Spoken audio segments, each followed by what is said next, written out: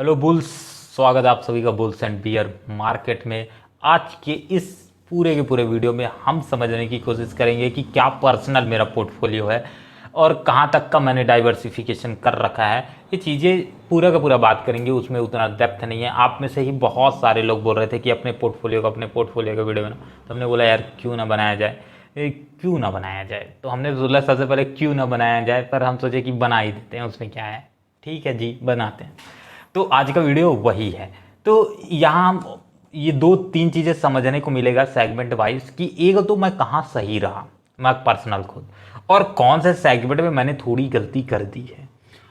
पर एक strong conviction के साथ मैं बैठा हूँ, वहाँ अगर गलती और ज़्यादा बढ़ती है देन मुझे एग्जिट लेने की जरूरत पड़ेगी। मैं सारी बातें डिस्कस करूँगा, बट कुछ ऐसे स्टॉक्स हैं जो अभी ख़राब कंडीशन पे हैं, पर आने वाले समय में अच्छी कंडीशन आएगी। तो अगर चैनल पे नए हो तो आप मेरे को बताने की ज़रूरत ही नहीं है। सबसे पहले हम कुछ एक्सेल सीट खोल लेते हैं ताकि ये चीज़ें मैं आपको दिखा सकूं। ठीक है, तो ये पर्सनल मेरा पोर्टफोलियो है। इतने ही स्टॉक नहीं है, मैंने अपने स्टॉक मतलब पूरे पोर्टफोलियो में टोटल 23 स्टॉक को मैनेज कर रखा है। रफली मैं 25 तक चीज़ें ले जाता हूँ और इसी के अंदर ही चीज़ों को मैनेज करता हूँ। 25 मोर देन दैट मुझे ज़्यादा अच्छा मतलब मैं खुद उतना ज़्यादा पर्सनली बोलूँ तो उतना ज़्यादा मैं ध्यान नहीं देता हूँ। ठीक है, मतलब रफली मैं बोलूँ तो 25 मैक्स 30 तक ले जाता हूँ, और वो भी बहुत रेयर केस में। ठीक है, तो अभी जैसी मेरी कंडीशन है उसके अकॉर्डिंग हमने रखा है। सबसे पहले वेटेज वाइज चीज़ें देखेंगे और समझने की भी कोशिश करेंगे। तो सबसे टॉप में जो इसको ऊपर ही रखे रहते हैं, ठीक है, यहाँ से ज़्यादा समझ आ रहा है। ओके, कोई दिक्कत नहीं। तो ये वाला जो चीज़ें हैं आपको यहाँ सारे के स्टॉक्स मिल जाएंगे। फिर यहाँ बाय एवरेज है, फिर ये क्लोजिंग प्राइस है, ये रिपीट होते रहता है, मतलब हर दिन चेंज होते रहता है, उसके हिसाब से ये सीट्स भी बनाई गई है। आखिरी में आता है P&L, प्रॉफिट एंड लॉस, कितना प्रॉफिट हुआ है कितना लॉस हुआ है। ठीक है, उसके अकॉर्डिंग ये मैनेज है। और आखिरी में आया है ओवरऑल वेटेज, यानी मेरे पोर्टफोलियो का ओवरऑल कितना परसेंट है वो। तो जैसे बोला जाता है कि आपको अपने स्टॉक का मतलब अपने पोर्टफोलियो का ओवरऑल 5% से ज़्यादा किसी में अलॉट नहीं करने चाहिए। बट एक आध दो स्टॉक ऐसे हैं जिसमें मेरी काफ़ी स्ट्रांग पर्सनल मैं पहले ही बता दूं, ना कोई बाय की रिकमेंडेशन है ना कोई सेल की रिकमेंडेशन है। बार बार मैं जानबूझ के बोलता हूं क्योंकि कई बंदे भूल जाते हैं और बंदियों के पीछे भागते हैं, इसीलिए हमें वैसा नहीं बनना है।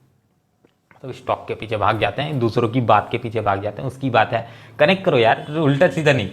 ठीक है, ओके। तो सबसे पहले जो यहाँ पास ये सारे के सारे वेटेज हैं, मैंने कुछ में अच्छा स्ट्रॉन्ग वेटेज दिया जो आपको दिख भी रहा है। तो वो एक मेरी पर्सनल एक्सपेक्टेशन है, मेरी पर्सनल लर्निंग है। इस कारण से मैंने ऐसा कुछ किया है, उसकी बारे में मैंने वीडियोस में भी इनके बता रखे हैं। तो आप उन सारी चीज़ों को देखिए, इधर सिर्फ हम समझने की कोशिश करेंगे। तो देखो, सबसे पहले जो जिलेट है, जिलेट में मैंने अपनी सबसे ज़्यादा परसेंटेज रखा है, करीब अपने पोर्टफोलियो को ओवरऑल 13%। पर्सनली मैं फील करता हूं क्योंकि जिलेट अपनी प्राइस से काफ़ी ज़्यादा नीचे डाउन पे था जब मैंने बाई किया था। 20% डाउन से भी नीचे पे गया था, पर मैंने 20% नीचे पे एवरेज जाते जाते दो कंडीशंस को बाय करते करते करते वहाँ तक मेरी गई। तो मैंने 45 पर चीज़ें बाई की थी। आज वो 5500 चल रही है, यानी अप्रॉक्स ये कितनी जम की 1000 रुपीज़ पर स्टॉक की जम की है। तो इस रफ वैल्यू मेरी इतनी आ रही है। तो मैं इस कारण से देखो, जिलेट में मेरे को पहले से ही चीज़ लग रही थी क्योंकि उनकी सबको सेल्स बढ़ रही थी, मार्केट में अच्छी रेपुटेशन है। अगर आप कोई बोलता है ना सेविंग का बात, सेविंग करना है, तो सब लोग रिकमेंडेशन करते हैं जिलेट ले लो, जिलेट ले लो। तो रेजर एंड ब्लेड वाला जो पूरा का पूरा मार्केट है ये जिलेट का ही है, लगभग जिलेट का है। तो आपको मेरी मतलब पर्सनल कैपेसिटी के हिसाब से जैसा मेरे को लगा मैंने वैसा किया जिलेट के हिसाब से। तो 13% मैंने जिलेट को दिया है। अभी भी ये मैं बना हुआ हूँ क्योंकि मेरी टेक्निकल टारगेट अभी अचीव नहीं हुए हैं, तो मैं एग्जिट नहीं करने के मूड में हूँ।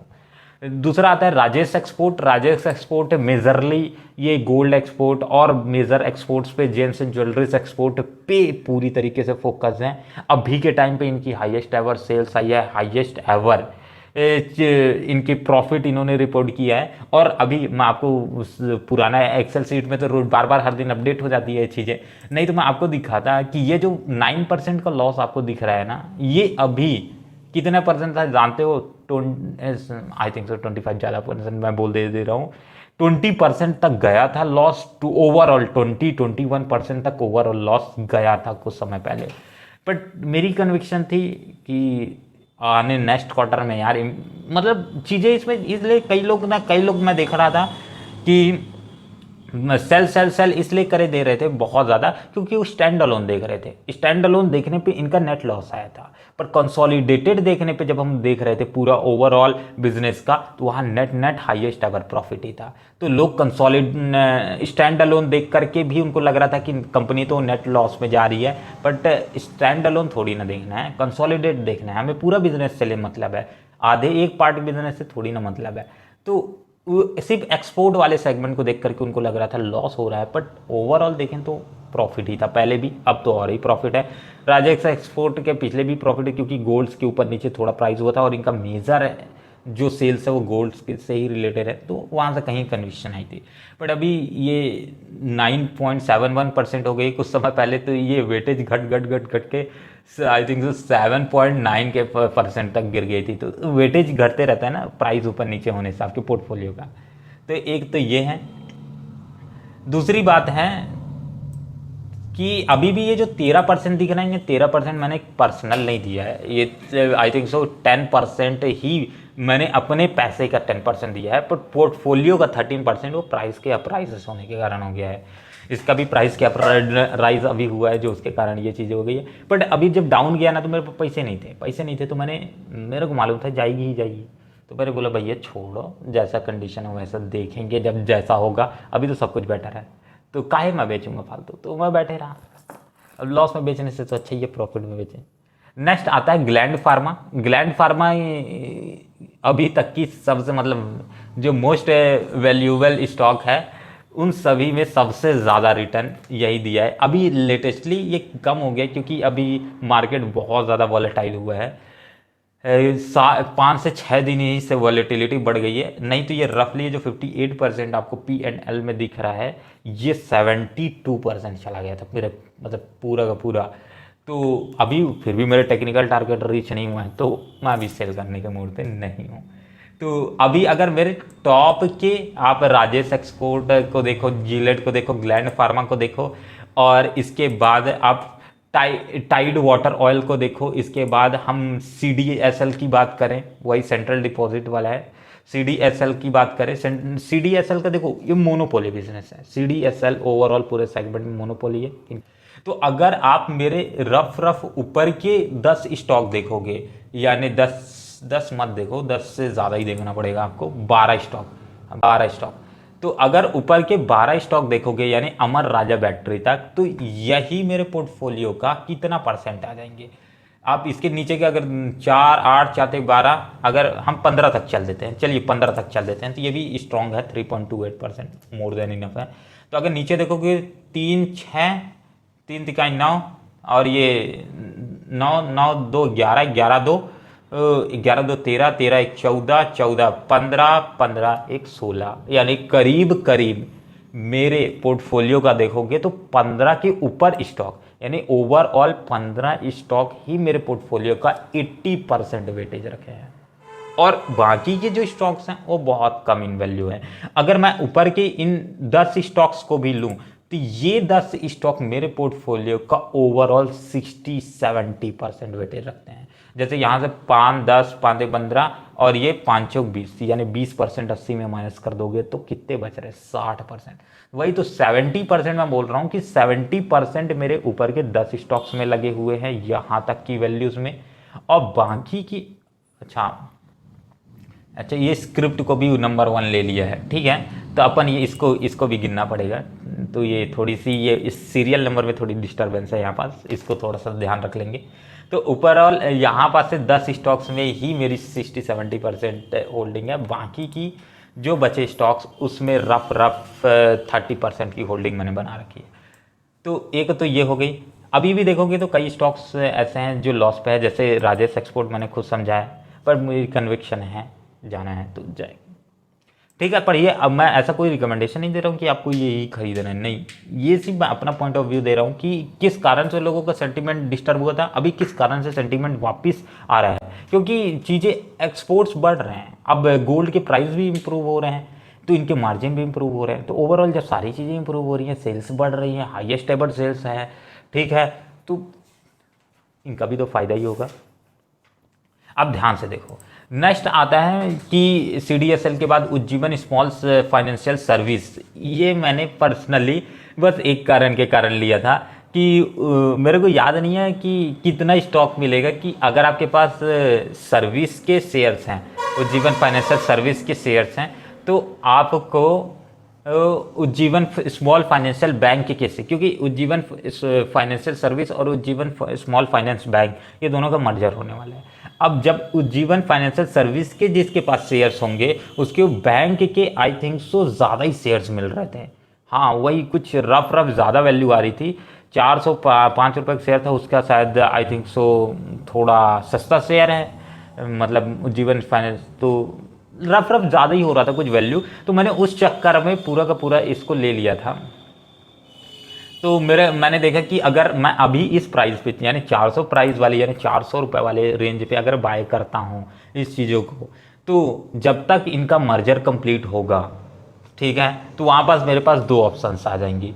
क्योंकि जब मैं खरीद रहा था उस समय और लोग भी खरीद रहे थे, बट उसके बाद जब ये न्यूज़ और ज़्यादा स्प्रेड होगी और ज़्यादा लोग खरीदेंगे, तो यहाँ पास से कई, अभी देखो 22% का गेन इसी से हो गया, प्रॉफिट एंड लॉस का देखोगे 22% का गेन उज्जीवन फाइनेंशियल सर्विस के बस इसी लोचे से हो गया। अभी भी मैं एग्जिट कर दूंगा तो 22% का गेन मिलेगा। बट अगर मैं स्टॉक के थ्रू जाता हूँ, यानी कि अगर मर्जर कंप्लीट होने के बाद एक साथ जब आता है, तो मुझे जब उज्जीवन स्मॉल फाइनेंस बैंक के शेयर्स मिलेंगे, उज्जीवन स्मॉल फाइनेंस बैंक के शेयर्स मिलेंगे, तो उस समय रफली अभी भी मेरे कैलकुलेशन के हिसाब से है कि प्रॉफिट आई थिंक सो ज़्यादा ही बनेगा इसके हिसाब से। जो अभी 22 बने हैं उसमें आई थिंक सो 32 का मार्जिन बन रहे हैं। तो देखते हैं मर्जर से पहले अगर ही वो टारगेट यहाँ अचीव हो जाता है तो मैं काहे को पापड़ बेलूंगा भाई, उससे पहले ही निकल जाएंगे सेफ सियावर रामचंद्र की जय करते हुए।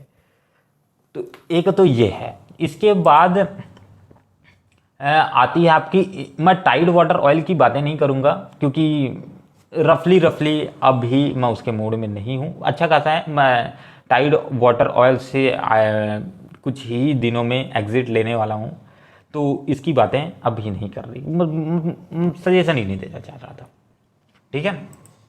बाकियों में भी कोई सजेशन नहीं है ना, ठीक है।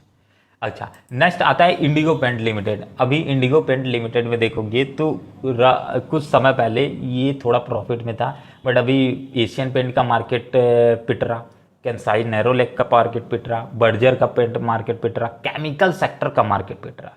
जैसे केमिकल सेक्टर में मेरे पास एक है अल्काइल एमाइन मैंने रखा है, तो उसका भी आप देखोगे ना तो कहीं नीचे में है, ये रहा अल्काइल एमाइन का भी ओवरऑल केमिकल सेक्टर का ही मार्केट पिट रहा है, तो केमिकल से ही तो पेंट बनने वाला है।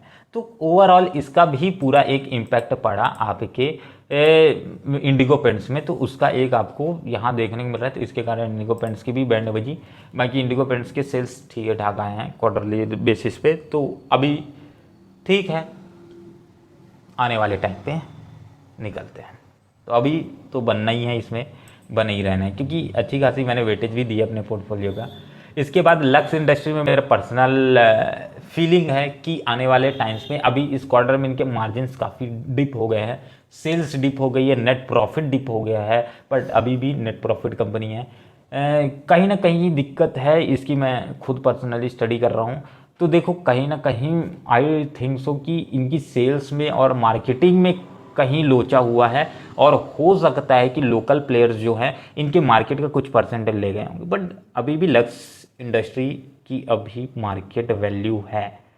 तो उस टर्म्स के हिसाब से इनका नेक्स्ट क्वार्टर की हिसाब से कंपैरिजन करके एक मैं नेक्स्ट वीडियो लाने की कोशिश करूँगा। मतलब सोच रहा था कि स्टडी जैसे ही मेरी खुद की पर्सनल कंप्लीट हो जाती है तो मैं एक वीडियो लाऊंगा लक्स इंडस्ट्री, क्योंकि पहला वीडियो मैंने लक्स इंडस्ट्री पे ले आया था, काफ़ी लोगों ने पसंद किया था, तो मैं सोच रहा था कि और वीडियो लाते हैं ताकि एक क्लियरेंस आ सके इस स्टॉक को लेकर के। तो आने वाले टाइम पे करेंगे, बट अभी के लिए सिर्फ मैं बना हूँ, बने ही रहेंगे।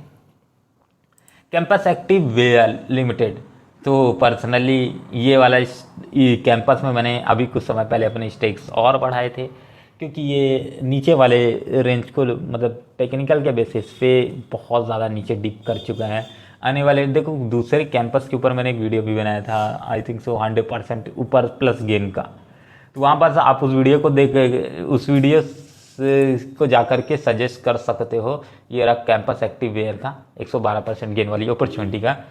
तो उस वीडियो से जा करके लर्निंग ले सकते हो, और आपकी क्या कन्विक्शन आई है उसको कमेंट बॉक्स में बताना। बाकी मैं ज़्यादा सजेस्ट नहीं करना चाहता हूँ, आप खुद जा करके स्टडी कर सकते हो। बहुत डेप्थ में वीडियो है, और ऐसा नहीं है कि दूसरों की तरह 5 मिनट आई वीडियो बनाए और निकल गए। 1 घंटा 16 मिनट का वीडियो है, तो एक डिटेल्ड स्टडी है, ठीक है। बाकी नेक्स्ट आता है हमने इसमें, और अगर आप, मैं ज़्यादातर नहीं बात करूँगा, मैं अमर राजा बैटरी और HDFC तक, इन्फोसिस तक बात करूँगा। इन्फोसिस के नीचे रफ आप अपनी स्टडी खुद कर सकते हो, बट मेरा जहाँ तक मेन कन्विक्शन है, यानी जिस स्टॉक में मेरे सबसे ज़्यादा पैसे लगे वहाँ तक की मैं बातें करना आपके साथ पसंद करूँगा।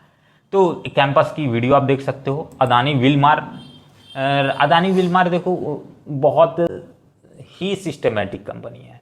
अदानी के नाम से ये स्टॉक पिटर रहा है। अभी लेटेस्ट क्वार्टर में, हाँ इनकी मानूंगा मैं, सेल्स डिप हुई है, ओवरऑल नेट प्रॉफिट डिप हुआ है, ठीक है। इसी कारण से ROCE भी पूरा का पूरा डिप हो गया है, PE भी डाउन आ गया है, और स्टॉक प्राइस अपनी लोएस्ट लो पे टच की।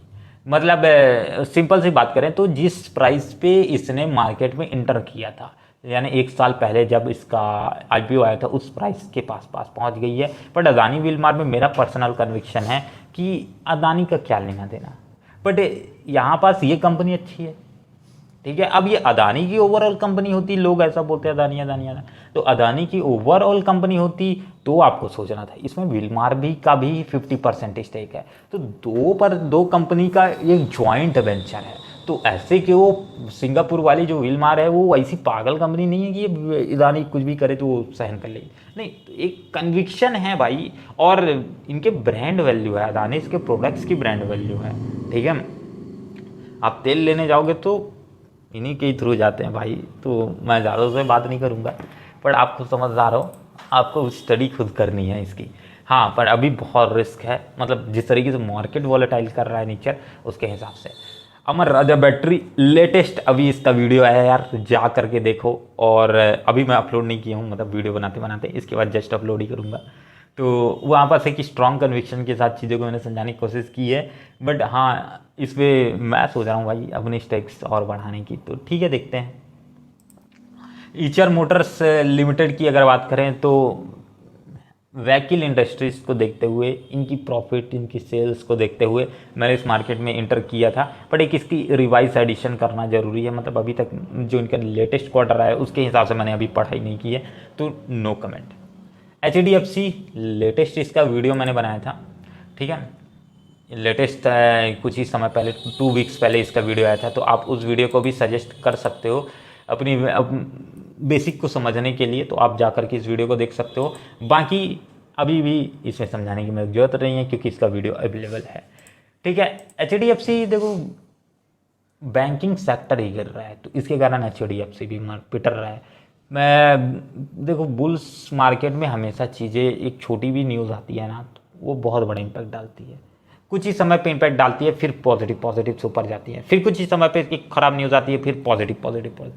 तो ये HDFC के साथ भी वही हो रहा है। बाकी highest ever sales, highest ever profit, और इनका यहाँ तक का NPA भी कम हुआ है, और उसके साथ साथ मैनेजमेंट काफ़ी एग्रेसिव है। मैनेजमेंट कई बार गाली गलौज भी कर देती है, उससे कोई लेने देने, बट सेल्स को लेकर के ये काफ़ी पॉजिटिव है। तो HDFC और HDFC बैंक का जब मर्जर हुआ तो उसके बाद से तो भाई मैं देखो HDFC को लेकर के ना मेरा एक स्ट्रॉन्ग कन्विक्शन मैनेजमेंट को भी है, क्योंकि मैनेजमेंट में जो इनके बैठे हुए लोग हैं दे आर एब्सोल्युटली एक नेक्स्ट लेवल के लोग। तो नो कमेंट, पर आपको खुद मैनेजमेंट एनालिसिस HDFC की पर्सनली मैं बोलूँगा करनी चाहिए। एक स्टोरी भी मैं लाऊंगा HDFC के ऊपर कि क्या थी, कैसे स्टार्ट हुआ, कैसे चीज़ें हुई, कैसे मैनेजमेंट ने इसके ऊपर काम किया। तो आने वाले टाइम पे हो सकता है आई वीडियो, तो मस्त अपडेट रही हो यार। इसके बाद इन्फोसिस की बात कर लेते हैं। इन्फोसिस, हाँ इन्फोसिस की अगर बात करें, देखो इसमें ना यहाँ पास से अगर कंपनीज देखोगे, Indigo paint, Lux industry, Campus, Adani Wilmar, Amar Raja batteries, तो यहाँ की 4-5 कंपनीज नेट लॉस में ही है। अमर राजा बैटरीज तो 9% वो लॉस में है, इसके बाद अदानी विल्पर 9। तो ये मेरी पर्सनल कन्विक्शन है। देखो आपकी अपनी अलग कन्विक्शन हो सकती है इन स्टॉक को लेकर के, तो आप अपने हिसाब से डिसीजंस लोगे, मैं अपने हिसाब से डिसीजंस लेता हूँ। बस लर्निंग हमें एक दूसरे से ही करनी है, तभी सीखेंगे। और मेरी गलती से आप सीखोगे और आपकी गलती से मैं सीखूंगा।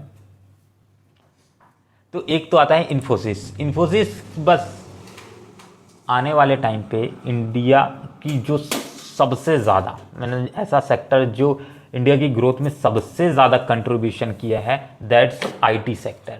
और आईटी सेक्टर में अभी थोड़ा सा हचल पुचल चल रहा है, आने वाले टाइम पे इन्फोसिस अच्छा करेगी, दैट्स उसका मैनेजमेंट है, वहाँ से दिखता है। देखो टीसीएस और इन्फोसिस हमारे देश की सबसे बड़ी कंपनी है आईटी, तो अगर यही नहीं ग्रो करेंगी तो कौन सी कंपनी ग्रो करेंगी। तो आपको भी यहाँ पास एक स्ट्रॉन्ग कन्विक्शन लेनी है इसके लिए।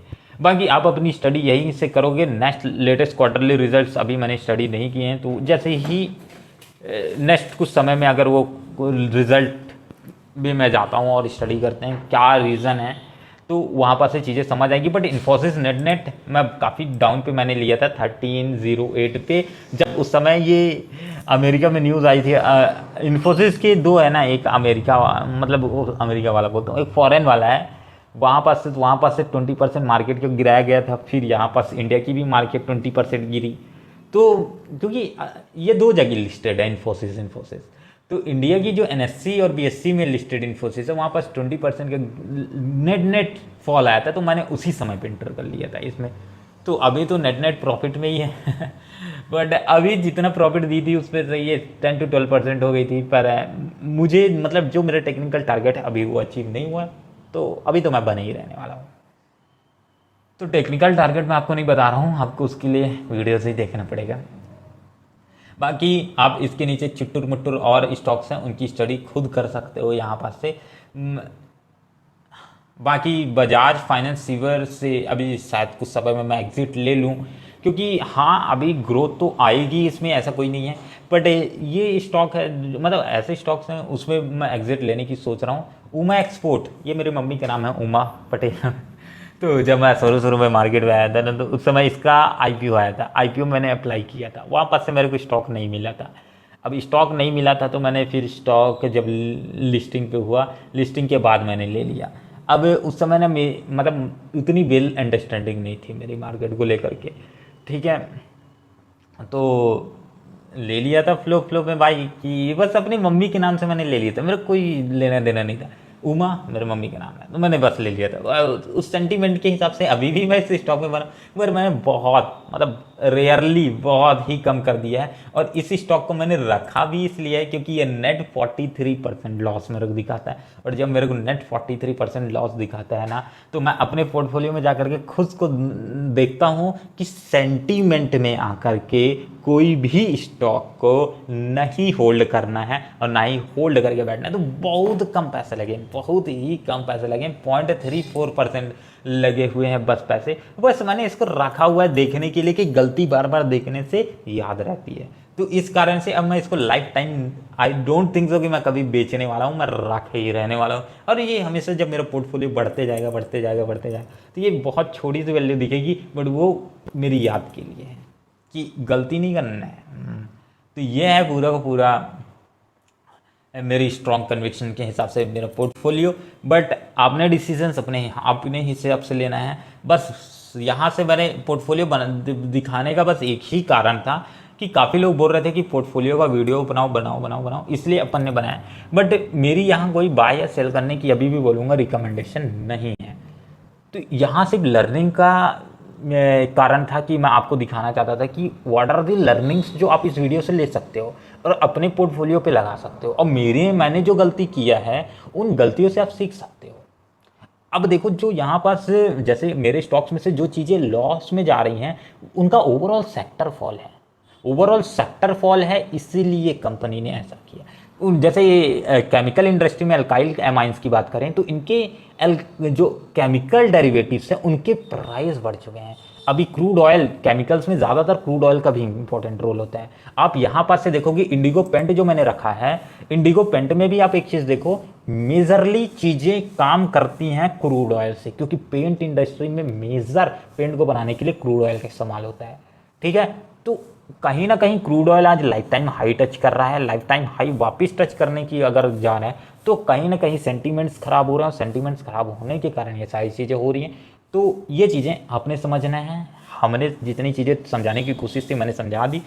सेक्टर फॉल होने से स्टॉक फॉल नहीं होता है। देखो कई बार ना सेक्टर फॉल होने से बैंक की पीई नीचे आ जाती है, पर ओवरऑल बैंक उतना ही कमाई करते रहते हैं। अभी देखो स्टेट बैंक हाईएस्ट एवर कमाई की है, पर सेक्टर बैंक का फॉल होने के कारण स्टेट बैंक की भी मार्केट पे डरे, स्टेट बैंक ऑफ इंडिया की भी चीज़ें नीचे आ गई।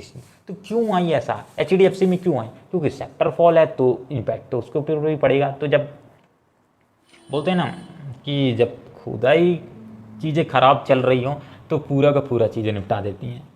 तो ये था इस वीडियो से कुछ एनालिसिस। मतलब आपको क्या इस वीडियो में सबसे अच्छा लगा उसको एक बार कमेंट बॉक्स में लिखना है यार, ताकि दूसरे लोग भी समझ सकें कि आपकी ये लर्निंग थी और दूसरे बंदे अपनी लर्निंग बता सकें, तो आप एक दूसरे से हम सीख सकें ज़्यादा। तो मेरा मोटिव बस आपको सिखाना है, और ज़्यादा सीखने और सिखाने का बस एक ही है कि ज़्यादा चीज़ें स्टडी करना है, ज़्यादा से ज़्यादा चीज़ें रीड करना है, ज़्यादा से ज़्यादा चीज़ें सुनना है। और उसके लिए मैं आपको रिकमेंड करना चाहूँगा पर्सनली कि आप कुछ बुक पढ़ सकते हो। ठीक है, जैसे मैंने अभी लेटेस्ट इंटेलिजेंट इन्वेस्टर पढ़ना चालू किया है, तो आप ये किताब उठा सकते हो अगर आप की बेसिक्स क्लियर है स्टॉक मार्केट को लेकर के। बट अगर आपकी बेसिक क्लियर नहीं है तो आप वन अपॉन वॉल स्ट्रीट ये वाली किताब ले सकते हो। ठीक है, ठाक किताब है, तो आपके हिसाब से एक अच्छी कन्विक्शन बन जाएगी। बाकी इस वीडियो के लिए बस इतना ही रखते हैं। हाँ, आने वाले टाइम पे बहुत ज़्यादा मज़ा होने वाला है भाई, और चीज़ें बहुत ऊपर नीचे होती हैं, बहुत ज़्यादा मज़ा आता है। ठीक है, चलो जी, तो अपने को अपने कन्विक्शन को लेकर के बैठना है। संडे के दिन मैं जब वीडियो बनाता हूँ तो मेरे खुद की कन्विक्शन बहुत स्ट्रांग हो जाती है कि अच्छा ऐसा चीज़, बीच बीच में खुद को लगने कहीं मैं ही तो गलत नहीं, पर आखिरी में जब मैं सारी चीज़ें खुद के साथ रिवाइज करता हूँ और वीडियो बनाता हूँ ना, तो एक और स्ट्रांग कन्विक्शन आ जाती है, नहीं अभी कुछ भी ख़राब नहीं हुआ है, अभी तो ये सिर्फ नॉर्मल सी चीज़ें हैं जो स्टॉक मार्केट में होती। अब यूएस के जेपी मॉर्गन ने कुछ कह दिया, चाइना की मार्केट ख़राब हो रही है, तो ओवरऑल दोनों को पॉजिटिव नेगेटिव दोनों से लेना है हमें। तो बस यार बोलते जाता हूँ तो मैं सिर्फ बोलते ही जाता हूँ, और आप सुनते जाते हो तो सिर्फ सुनते ही जाते हो। तो बस इस वीडियो के लिए बस इतना ही रखते हैं। जल्दी मिलते हैं अपनी अगले वीडियो में, जहाँ हम समझेंगे कुछ और बेहतरीन वीडियोस के साथ। तो अभी हमारे यूट्यूब चैनल पे 7 वीडियोस हैं जिससे आप 7 टाइम्स लर्निंग को बढ़ा सकते हो, और आने वाले टाइम पे 2 और आ जाएंगे तो 7 2 9 हो जाएंगे। तो आपको समझ ही आ गया है कि मैं ऐसा क्यों बोल रहा हूँ। तो अगर चैनल पे नए हो तो आपको मन में ये क्या करना है, हाँ बस एक चीज़ बोलूँगा यार, अगर वीडियो पसंद आता है ना, बस इसे शेयर कर दिया करो। आपके फेसबुक पे हो, इंस्टा पे हो, कहीं भी आपको लगता है कि आप ये चीज़ें वैल्यू कर सकती हैं और लोगों को, तो आपका एक शेयर ये चीज़ें लाखों लोगों तक पहुंचा सकता है। तो बस मैं यही बोलूँगा, लाइक वाइक करो या ना करो, बस एक चीज़ करो कि शेयर कर दिया करो यार, बस और कुछ नहीं चाहिए। तो बस इस वीडियो के लिए इतना ही रखते हैं। संडे की इस पूरे एपिसोड में मुझे काफ़ी मज़ा आया। हाँ, अगली बार मैं एक सोच रहा था बहुत छोटा सा ही वीडियो बनाने के लिए, कि अपनी पोर्टफोलियो का ना एक डाइवर्सिफिकेशन दिखाता, कि पूरा का पूरा पोर्टफोलियो में सिगरेट इंडस्ट्रीज पे कितना लगा है। जैसे आईटीसी पे मैंने बिट लिया था, तो सिगरेट इंडस्ट्रीज पे कितना पोर्टफोलियो पे है। उसके अलावा आईटीसी पे तो अभी नहीं है, तो आईटीसी को मैंने मतलब सेल कर दिया। तो उसी तरीके से जो अलग अलग केमिकल सेक्टर है उसमें कितना है, स्मॉल सेक्टर्स में कितना लगा है, मिड कैप में कितना लगा है, लार्ज कैप में कितना, इक्विटी पे कितना लगा है, सारी चीज़ें बताएंगे अगली वीडियो पे। बट इस वीडियो के लिए लाइक कर दो यार, लाइक का टारगेट रखते हैं। चलो ठीक है, अपनी व्यूज़ जितनी आती हैं उसके हिसाब से 50 व्यूज़ आती हैं, 20 लाइक्स के टारगेट रखते हैं।